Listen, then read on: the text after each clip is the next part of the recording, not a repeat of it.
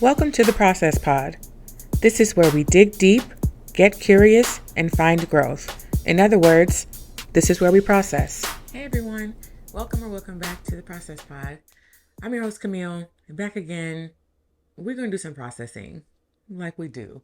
So if you listened to the last episode where I was talking about my New Year's reflections, then this is kind of going to be a continuation of some of that. I mentioned in the last episode that this year in 2023, I am really making a conscious effort to embrace authenticity and find joy in everything that I'm doing. And so today I'm going to kind of talk about how I got there, how I got to making that decision. I, as you may know, identify as a professional procrastinator. Accountability, consistency, those are things that have just always been really, really hard for me. But a few months ago, I realized that was really starting to affect my mental health. And also, I'm grown. I'm a big girl now, making big girl moves, big girl decisions. And I need to be more responsible in kind of my day-to-day life. And if I'm really going to get to these goals that I have for myself, then it's time to clean up some of these things. So I've been focusing a lot on being consistent with things and holding myself accountable, finding ways to effectively hold myself accountable. I've tried lots of different things before, like many of you probably have. I tried a habit tracker, tried having an accountability partner. I tried getting really detailed with bullet journaling, just a lot of different things. And I couldn't really find anything that worked for me on an ongoing basis. So as I kind of revisited this topic, there was a part of that where I really had to do a deep dive in self-assessment into myself and some of the barriers that I had, because the things that I have been having a hard time being consistent with are not hard. We're talking like getting up around the same time every day, my morning routine, my nighttime routine, like washing my face twice a day, doing my devotional every day, like that kind of stuff, not necessarily hard things. So I really had to get real with myself. Like, girl, what's the issue? Like, what's so hard about some of it? And it's through that process that I came to this whole conclusion about authenticity and joy. And I realized that they play a bigger role in my life, or I want them to play a bigger role in my life. When they're present and kind of at the forefront, then I'm more efficient, I'm more responsible, I'm more productive, and I just feel better. So I kind of want to talk about some of that today. I know I'm not the only one who habitually struggles with staying consistent and holding myself accountable. I don't know what it is. I don't know why it's so hard to do. But I know that I'm not alone in that struggle. So I figure I'll talk about some of the things that I've learned about myself along the way, and maybe hopefully it'll be helpful and relevant to some of you who are also struggling with it. So for me, it was really important to find a way to hold myself accountable in a real way that really works. And I don't feel like it's fair. Like the whole accountability partner thing, sure, like in theory, that sounds really good. But for me, the level of accountability that I need someone to call me at the time that I say I'm going to wake up and say, did you wake up? I need someone to check in with me throughout the day. Like, how's that to-do list going? Like that. And that's a lot to put on another person. That's a lot of responsibility to put on someone else. And like I also mentioned in the last episode, it's just me here. Like I'm by myself, right? And so why would I try to outsource that responsibility to someone else when it's really only up to me if these things get done or not? So I really had to take a new level of ownership, I guess, over my life. And that included doing an assessment about all of the things that are present, all of the things that are contributing to either my success or my lack of success. And so I had to take a good hard look in the mirror and be honest with the fact that sometimes my procrastination has to do with avoidance and avoiding hard things, and allowing my anxiety to get the best of me. I guess sometimes I'm lazy, but I think if I deepen it, all of those times where I'm feeling lazy or unmotivated, usually more oftentimes than not, they have to do with avoidance of doing hard things or procrastination because I'm anxious about doing something. There's always more of a reason than just like I don't feel like it. Well, okay. Usually there's more of a reason than just I don't feel like it. Sometimes I really don't feel like doing nothing. And that's fair. That's fair. But I've definitely been guilty of using rest and relaxation and self-care as a cop out for not doing the things that I want to do. It's one thing it's one thing if I'm super busy throughout the day or throughout the week and I just really don't have the energy or the capacity to uh to do household chores when I get home from work. And sometimes that very much is the case. But sometimes it's not. And I took a look at my days and my weeks, and I was just spending a lot of idle time like lounging. Unfortunately, I have a very, very, very comfortable couch. The kind of couch that will swallow you. And it's a sectional, so like you get up in that nook and it's real comfy. And when I get up in that nook, I'm not leaving for at least 3 hours. I just so that's not because and all the time I'm in that nook, it's not because I'm burnt out and I need some rest and recovery. It's not. That nook is dangerous. So part of holding myself accountable was putting some things in place, kind of some rules in place. And part of that was cutting out my like lounge around time a few days out of the week, out of the work week. And that's made a huge difference. But I had to get really honest with myself about that and say, listen, that couch ain't good for you. That couch is dangerous. And maybe some people can, come home and watch a bit of TV every night after work, but that doesn't work for me because one or two episodes turns into 6 or 7 episodes because my favorite way of watching TV is to binge it. I just, hi, I'm Camille and I'm a binger of TV. So I can't watch TV during the week on like my busiest days during the week. So I had to find things that worked for me. And also being really honest with some of the reasons that some things didn't work for me. I know that I'm susceptible to lounging because I'm real chill. I'm real mellow. I love to chill. I love my alone time. I like to decompress. So I have to use some moderation with those things. And I never really thought about moderation with like my free time, but I really had to do that. Like I have to set myself up for success. So finding a way to hold myself accountable in a real way without putting on someone else. So for me, I started vlogging on TikTok. You don't have to go and find it, but I started an accountability vlog on TikTok to keep track of the things that I say I want to do every day. And that has really made a huge difference for me. Because number one, I learned that many people struggle with accountability in the ways that I do, but it gives me something to keep track, in a much more real way, because using the habit tracker app on my phone was doing nothing because no one knew if I wasn't doing it. But I have to answer to the 2 or 3 people that are watching my vlog about what's going on and if I'm sticking to certain things. But also I find vlogging kind of fun. And that's where the joy part comes in. I have to enjoy the hard things that are in my life. I have to enjoy at least a part of it. So I enjoy the vlogging aspect, but also when it comes to like what my routines look like at night, part of my like wind down routine, my wind down routine is actually really enjoyable, very relaxing, like real mellow, real chill. I put on music. I have color changing LED lights. So whatever mood I'm feeling, that's what color I put on. Like I drink my tea, like I enjoy that. And it has to be enjoyable for me to do it. So I'm learning those things about myself, but making those tweaks and changes has helped me to take, kind of ownership over my life just by taking ownership over my time and how I'm using my time. And I think, kind of having my routines in the morning at night have kind of anchored my day. So then I have to be much more responsible with the rest of my time throughout the day. And that's been really helpful. It's made me feel like a real adult, like handling business and doing my thing. So taking that kind of ownership and realizing that I can't really hold anybody else responsible for what's happening or isn't happening in my life kind of developed or evolved into this like lone wolf mentality. I talked about it. I talked about it in the last episode, how I'm calling it my season of isolation, and I'm by myself and I'm really independent right now in this season. But what it came down to was, when the rubber meets the road, it's just me here. It's just me, myself, and I. So when my alarm goes off in the morning and I want to hit snooze 4 or 5 times, it's just me. Like I'm the only one who can stop me from hitting snooze, Like when it comes down to it, no one else is making these decisions. No one else can be responsible for these parts of my life, which that also means that there's no one else to blame when I spend 4 hours on the couch on a Tuesday night when I know I have to get up in the morning. There's no one else to blame for that. There's no one else to hold responsible for that. It's really just me.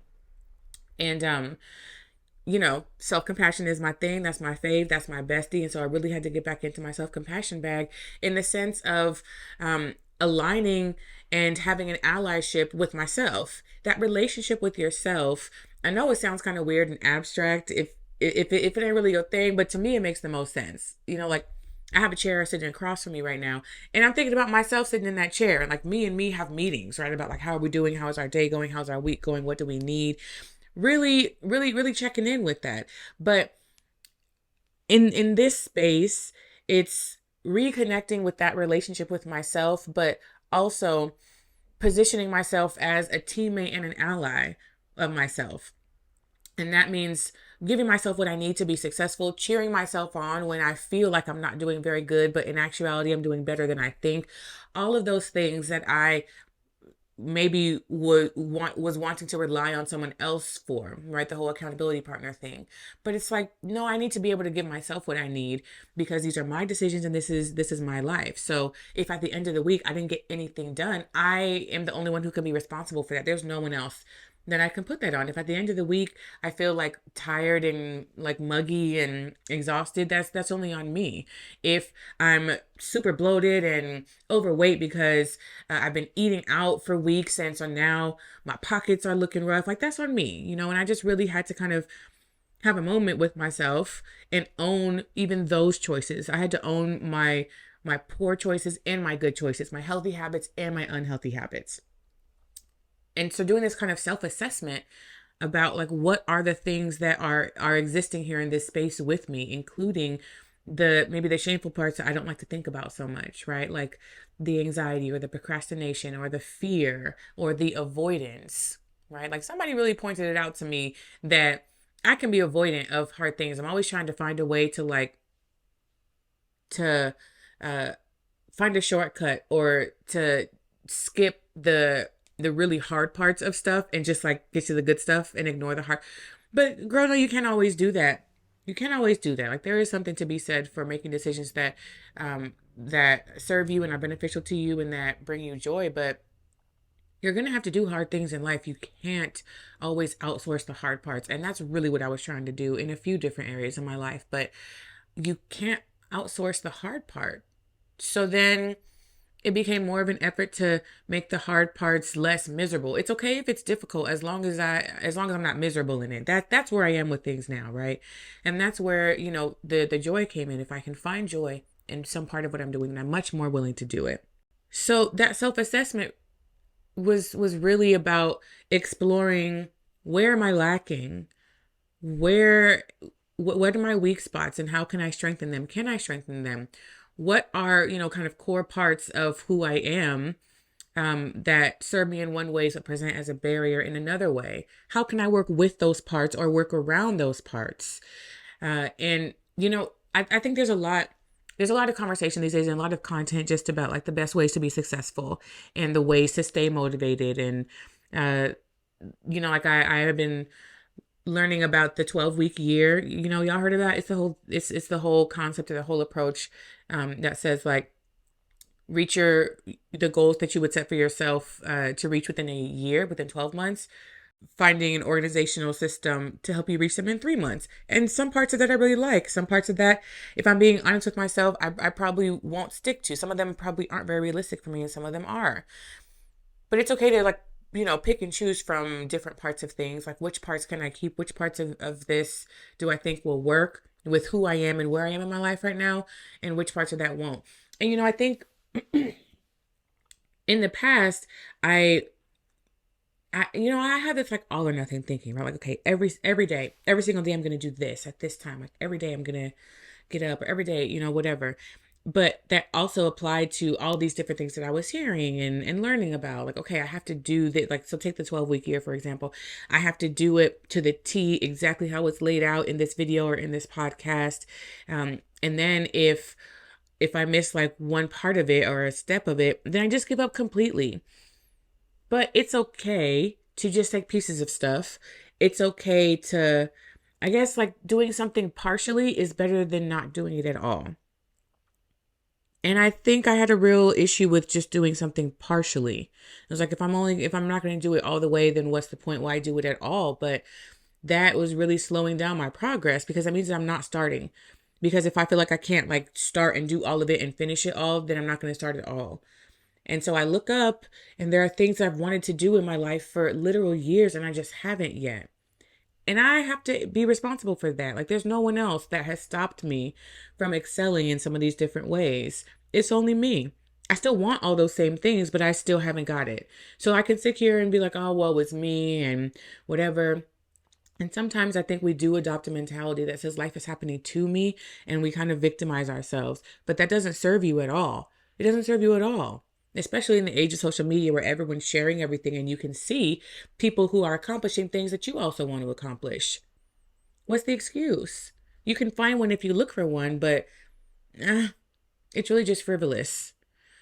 So, I guess in this whole conversation about accountability, now that I'm talking about it, really had to hold myself accountable in a lot of different ways.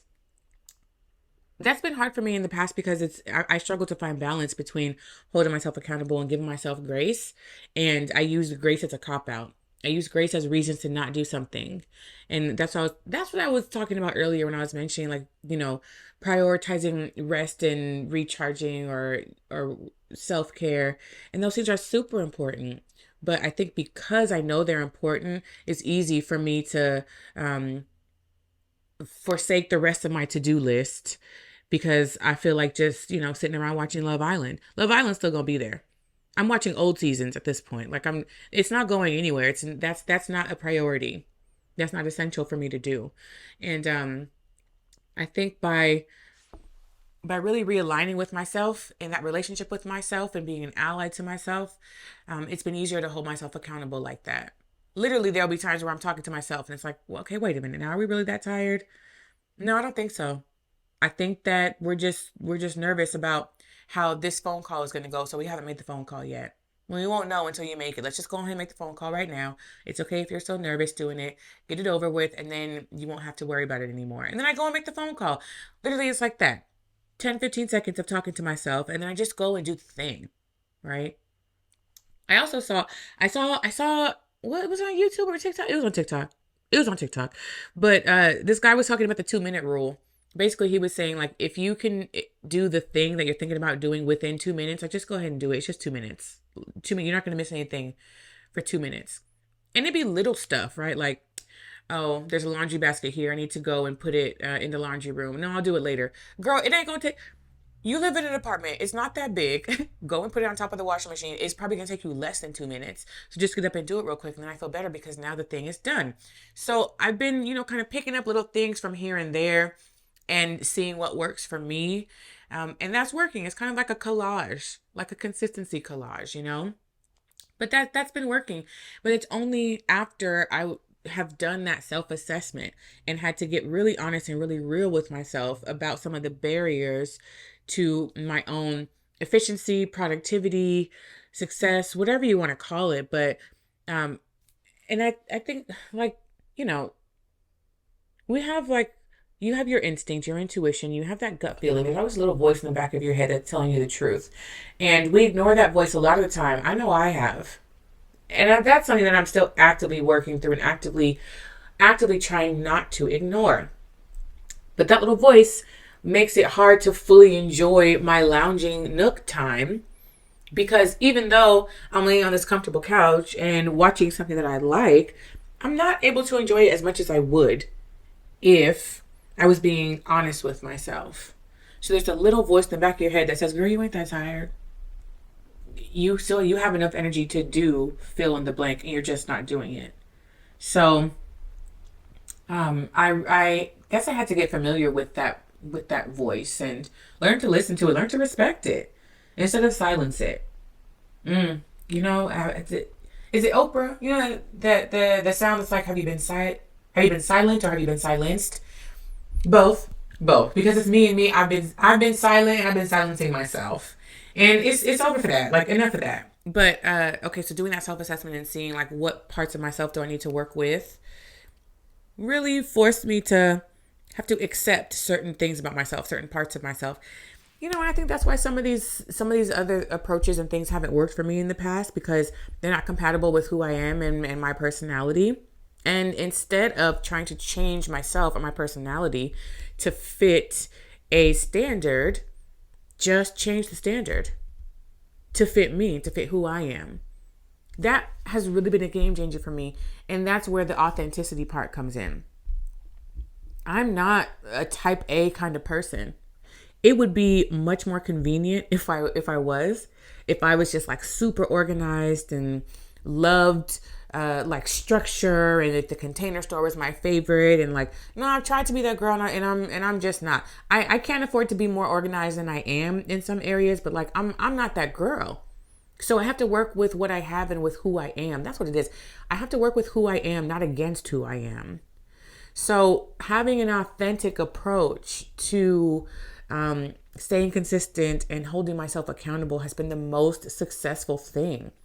And part of that authenticity is acknowledging when I don't want to do something, but I'm still going to because it's important and I want to take better care of myself, because I value myself enough and my life enough to want to take care of it to the best of my ability. So, that the authenticity has just really been primary in all of this. And I think I have to credit that to why I've been able to stay consistent. Now, granted, it's only been a couple of months, but that's much better for me. Usually what happens is I'll be consistent for a few weeks, a month tops. Something will happen and I'll, like miss a day or two of whatever it is. And then I'll feel bad for missing a day or two. Or I'll say, you know what, I already missed. I might as well just, the whole wait till Monday. And then Monday passes and now it's Wednesday, wait till another Monday. And now it's been 4 months, like that cycle. That was the hamster wheel that I have been determined to get off of. It's not to say that I may not miss a day here and there anymore, but it's just one day here and there. The one day doesn't turn into 3 or 6 or 12. It's just one day here or there. And that's where the whole like doing something partially is better than not at all. That's where that comes from. Because I used to feel like if I missed a day, then I failed and I missed all of it and I might as well not do it. But no, girl, just start again. Start again tomorrow, or even better yet, like start again today. Maybe you didn't do everything in your morning routine, but you could still do everything in your evening routine. And then I have that momentum to pick up on and keep going tomorrow. The momentum is what has kept me going. And I think I learned that, momentum doesn't have to completely stop. If you miss one or two things, it can just pause. A pause is not the same as a stop. Full stop, right? It's just pause and then you pick it back up and you keep going. So that's kind of the approach that I've been taking these days. And it feels good because I really like feeling proud of myself. I like that. That is a feeling that I actively chase instead of trying to avoid like self-loathing. I just really chase feeling good about myself and feeling proud of myself. Like, it's great. It's really great. The authenticity and really just accepting pieces of myself and who I am. Like, y'all remember a couple years ago when everybody was talking about the radical self-acceptance? I think that this is a part of that. It's accepting the pieces of you that you don't necessarily like and learning to be grateful for that. Like, I'm not a super type A person, but I appreciate that allows me to have flexibility when it's necessary, because I'm not so tied to the idea that something needs to look a certain way all the time. And so I can actually appreciate that about myself instead of wishing that it was different. So the self-acceptance combined with gratitude, like that's really a killer combo. I'm telling you. Like, try it out if you haven't. That's a killer combo. So now I have this much more gentle approach to accountability. I always felt like accountability had to be like, I'm watching you, like, be careful, right? Oh no, so if I mess up, I'm going to be in trouble. But instead, it's just being really grateful for every part of me and finding ways to work towards my strengths instead of trying to work towards my weaknesses just because they may be strengths in other people, and the other people are telling me it worked for them, but it's not working for me, and that's all right. So all of that, I say all that to say that in order for me to be consistent with the important things in my life, I have to be able to do them authentically. It doesn't matter how anybody else does the thing. It just matters about how I do it and what works for me. Because again, this is only my life. I'm a lone wolf here, right? Like it's just me. It's just me and God. It's me, myself, and I. So the only person that it needs to work for is me. And that's the good thing. I don't have to consider anybody else in all this. Man, let me tell you, quick sidebar. Because I've been single for so long, one day, like if I do find someone, if I do get married and have to like share a space with somebody one day, that's going to be real tough for me because I have not had to consider anybody else in any decisions that I'm making for years now at this point. And I'm getting real comfortable with that. Right. And matter of fact, that's how I'm finding systems and things that work for me because I don't have to consider anybody else. So when the day comes that I actually do have to consider somebody else, that's going to be a major adjustment. that's going to be a challenge. But anyway, that's neither here nor there. So this authenticity, I decided that I need to have authenticity in everything that I do in order for me to do it to the best of my ability. If I'm not showing up as my most authentic self and my most honest self, then whatever it is that I'm doing is only going to go so far. And that expands all the way to how I'm showing up on social media, how I'm showing up here on this podcast. That's one of the reasons that I took a little bit of a hiatus from recording and posting episodes. I think I just really was thinking about like, how do I show up the most authentically here? And in the past, I felt pressure to create a certain type of wellness or therapy content, but I don't know. That's just not really me. And I'm the most consistent on social media when I'm having fun with it. I think that's when people connect with me the most, when I'm just being honest and not trying to present as anything else. I learned that other people really don't have expectations of me. Like, we always think that other people have expectations of us. So much of our anxiety, especially when it comes to like perfectionism and people pleasing, has to do with other people's perception, other people's expectation. But recognizing and accepting the fact that other people really don't have much of an expectation for me has been so liberating. And it's the first step in liberation from people pleasing. Honestly, we need a 12-step program, and that is going to be one of them. I'm not sure if that's the very first step, but that's one of the steps. Accepting and realizing the fact that no one else has any expectations of you but yourself. That's it. So you can show up however you need to. And the people, they'll either take it or leave it.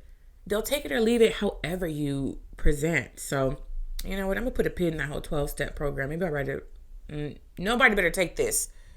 Don't take it. This is my idea. And act like you heard it for the first time if I say it again later. But, yeah, I have been thinking about that when it comes to this podcast and just like what kind of voice I want to have and what kind of voice I want to share. But sometimes I feel like I don't know what to talk about, or I don't know enough about something. I felt like I had to be an expert on something because I'm a therapist, but I'm no expert. I think I just happen to be a therapist. So I'm trying to be more just honest and authentic in how I'm doing everything.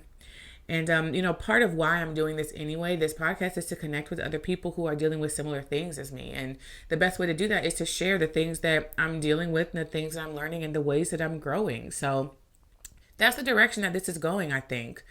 I saw something, of course, I was watching a video on like how to be a successful podcaster.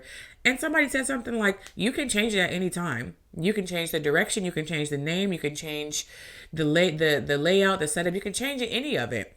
And I said, you know what? I sure can, because again, I'm the only one who's responsible for it. I'm a lone wolf here with it. So, I guess we'll see how this podcast evolves in the future. But I really appreciate and I'm grateful to myself for welcoming more authenticity in this space. It makes me more motivated to do it anyway and less anxious about it. So see, look at that. And so then I'm going to be more consistent because I'm less anxious about it, more motivated. I'm telling you, I really kind of feel like I cracked the code, at least for me. My code is different than your code because everyone's different and everyone needs different things. But man, take the time to figure out your own code. It's going to be worth it. It's going to be worth it in the long run because these are the kinds of things that once you learn them, you can't really unlearn them. And so they'll help you for the rest of your life, for the rest of forever. And as I'm just, getting older and really in this whole adult thing, like steady in my 30s, no one knows what they're doing. No one ever knows what they're doing. I've never been this age before. I've never lived this day before. So we're all just winging it and learning as we go. That's okay. Give yourself the space to do that, but pay attention to what you're learning. Pay attention to what you're learning. And that also involves unlearning certain things, right? Like, be open to getting to know yourself in every stage of your life, in every season of your life. Be open to getting to know yourself in that way, because we're not always mindful about the different shifts that are happening within us. Anyway, that's enough rambling. These are just some of my thoughts and reflections. And this is kind of where I am at the top of the year. Really aligning with myself and being my own teammate. I'm still in my lone wolf era and I'm kind of loving it. Embracing authenticity in everything that I do. And only paying attention to my expectations of myself and no one else's. So hopefully this resonated with some of you. I encourage everyone to seek joy and authenticity in what they're doing, and to kind of take the time to figure out your own code so you can get where you need to be. If you made it this far, thank you so much for listening. Make sure that you're keeping up with me on socials, wherever I'm at. And see you next time. Take care. Thanks for listening to this episode of The Process Pod. If you want to keep the conversation going, submit questions or episode ideas, make sure to follow us on Instagram at @the_process pod. Take care of yourself, and I'll talk to you soon.